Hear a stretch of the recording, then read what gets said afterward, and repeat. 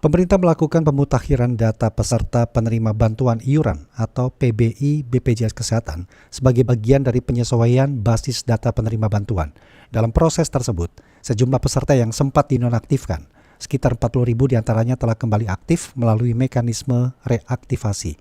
Perkembangan ini menjadi bagian dari upaya penataan data kepesertaan agar layanan jaminan kesehatan berjalan sesuai ketentuan. Dan tema kami, 40.000 peserta BPJS PBI yang dinonaktifkan telah melakukan reaktivasi. Kami akan berbincang bersama dengan Direktur Utama BPJS Kesehatan, Ali Gufron Mukti. Wawancara Pro 3. Pak Ali Gufron Mukti, selamat pagi. Selamat pagi, Pak Sudi. Apa kabar Pak Ali, Pak Gufron pagi hari ini? Baik, ya. Iya. Saya biasa dipanggil Pak Gufron. Pak Gufron, lupa saya Pak. Iya. Baik, Pak Gufron, 40.000 peserta penerima bantuan iuran sudah direaktivasi. Bisa disampaikan Pak, gambaran umum yang bisa BPJS berikan kepada kami semua tentang proses dan hasilnya sejauh ini Pak? Iya, jadi pertama itu kan ada satu upaya untuk bisa lebih tepat sasaran, sehingga Kementerian Sosial atas data dari BPS itu ada sekitar katanya 54 juta orang yang harusnya PBI itu tidak PBI gitu, bukan penerima upah atau bukan penerima iuran. Jadi 54 juta itu sebenarnya bukan di PBI posisinya Pak ya? Belum. Makanya ini kan digeser. Nah, digeser, tapi kalau BPJS itu mendapatkan data kepesertaan, bukan sekian yang dinonaktifkan, itu bukan. Itu data itu dari Kementerian Sosial ke Kementerian Kesehatan didaftarkan ke BPJS. Nah, dari data itu 96,5 juta orang didaftarkan untuk kira-kira 3 hari sudah harus selesai. Dan tanggal 27 sampai 1 Februari sudah harus berlaku. Nah, ternyata dari situ itu ada sekitar 11 juta orang, sehingga waktu itu ada sekitar 106 yang kemudian ada berpenyakit berbiaya katastrofik seperti cuci darah, kanker dan lain sebagainya. Nah, itu akhirnya diaktifkan, reaktivasi. Jadi yang direaktivasi itu 103.000. 103.000, oke. Orang, Itu khusus itu yang memiliki katastrofik atau memang yang sudah melalui verifikasi terbaru ini, Pak? Ya, itu yang memiliki penyakit berbiaya katastrofik. Jadi ini bukan penyakitnya, tapi biayanya yang katastrofik. Nah, akhirnya dari situ kan masih ada 10 juta lebih kan. Nah, 10 juta lebih itu yang 40-an ribu sudah reaktivasi sendiri gitu. Artinya sehingga yang 40.000 itu masih sudah bukan PBI lagi ya? Iya, sehingga 40-an ribu tadi di luar 103.000 yang sudah diaktifasi secara sentralistik gitu. Kalau yang 103.000 sebelumnya itu PBI atau Mandiri juga? PBI semua itu Pak? PBI semua, kecuali yang 40.000 ini yang Mandiri ya? Yang didaftarkan data dari Kemensos, awalnya dari BPS ke Kemensos diberikan kepada Kemenkes, lalu daftar ke BPJS itu 96,535 juta orang. Nah, disitulah ada yang 103.000-an orang, itu yang 200-an orang itu datang ke perhimpunan cuci darah itu ngeluh gitu. Nah, akhirnya itu otomatis setelah ketemu DPR itu 103.000 itu diaktifasi kembali, selesai. Tambahan lagi dari yang sisa 10 juta lebih tadi, 40.000-nya sudah aktivasi sendiri kembali. Itu dari sebelumnya PBI gitu. Itu yang masuk 54 juta tadi itu Pak ya?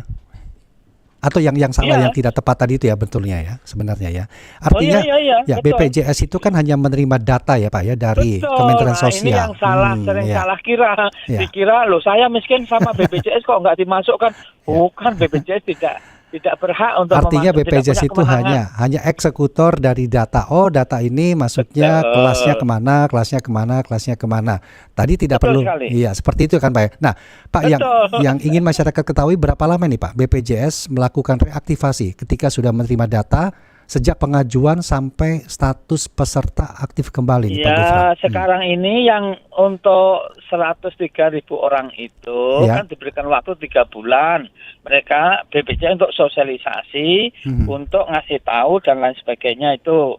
Nah, itu ya kalau jumlahnya 96,535 juta, nggak mungkin dalam waktu 3 hari. 3 hari itu tanggal 27 diterima, tanggal 1 Februari sudah harus berlaku, maka perlu waktu minimum 1 bulan. Minimum 1 bulan.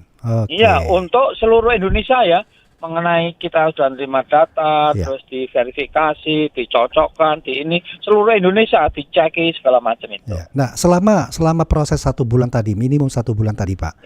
Ini bagaimana layanan yang diberikan BPJS agar peserta? Oh, kalau layanan sebelum dinonaktifkan, pokoknya aktif. BPJS itu. Oh, jadi masih tetap mendapatkan layanan akses kesehatannya, Pak ya? Mas Rudi, untuk diketahui, berbagai negara ya, dari RRC, dari UK, dari Amerika, Jepang, Korea, itu India bahkan datang ke Indonesia untuk ya lihatlah ya, benchmark gimana Indonesia kok bisa. Bahkan kami itu diundang di Harvard, di Oxford, di John Hopkins untuk ngasih kuliah mereka gimana Indonesia kok bisa. Dalam waktu 10 tahun aja sudah lebih dari 98% penduduknya tercover gitu. Oke. Tapi Pak, walaupun BPJS menerima data ya Pak ya dari Kementerian Sosial, data-data dari masyarakat tapi dari Kemenkes ya, Kementerian Sosial ke Kemenkes dulu. Kementerian Sosial ke Kementerian Kesehatan tadi. Nah, indikator apa ini Pak yang BPJS gunakan untuk memastikan perubahan status kepesertaan itu dilakukan berdasarkan data yang valid, Pak? Sampai ke sana kan? Jelas, karena gini, BPJS itu punya namanya master file.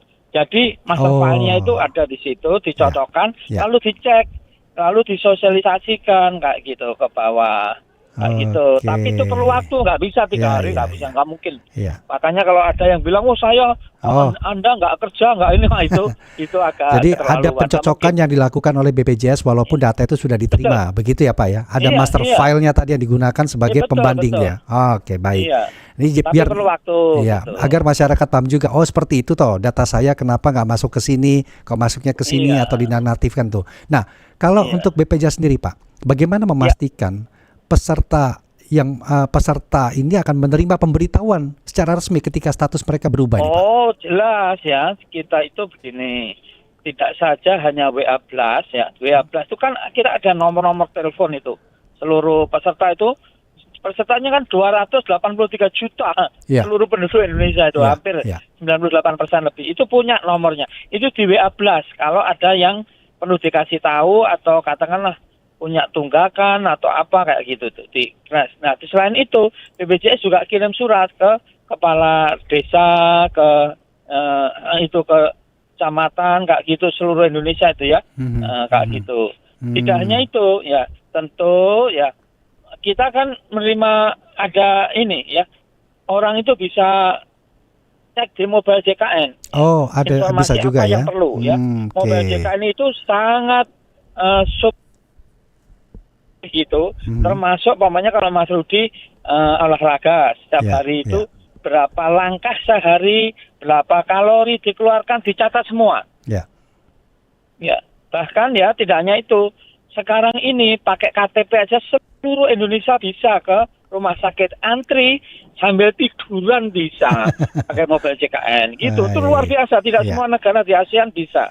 Baik, Pak Gufron, terakhir apa yang bisa Bapak sampaikan sebagai pesan untuk masyarakat, pendengar kami, pemirsa kami di pagi hari ini, Pak? Silakan. Ya, masyarakat mohon untuk dicek keaktifannya ya. Kalau tidak aktif, ngeceknya gimana? Bisa WA 08118105165, bisa ke center 165, bisa ke kantor BPJS. Kalau sudah terlanjur di rumah sakit, cari BPJS 1. Jadi itu, kalau nggak aktif, segera diurus. Kenapa nggak aktif? Gitu. Jangan sampai ya yang dianggap tadi oleh pemerintah itu dia sudah nggak pantas lagi karena mohon maaf ya sudah 150 juta lebih yang dibayari pemerintah sampai sekarang ini seluruh Indonesia. Kalau dibanding Jamkesmas jauh jam kemas itu 76 juta orang. Ya. Itu gitu ya. Ini harus dipahamin ya. Ya. Baik, kalau begitu Pak Ali Gufron Mukti, terima kasih banyak Pak untuk waktunya sudah berbincang bersama Pro 3 RRI pagi hari ini Pak. Salam sehat, selamat pagi Pak. Terima kasih sama-sama Mas Rudi. Direktur Utama BPJS Kesehatan Ali Gufron Mukti. Wawancara Pro 3.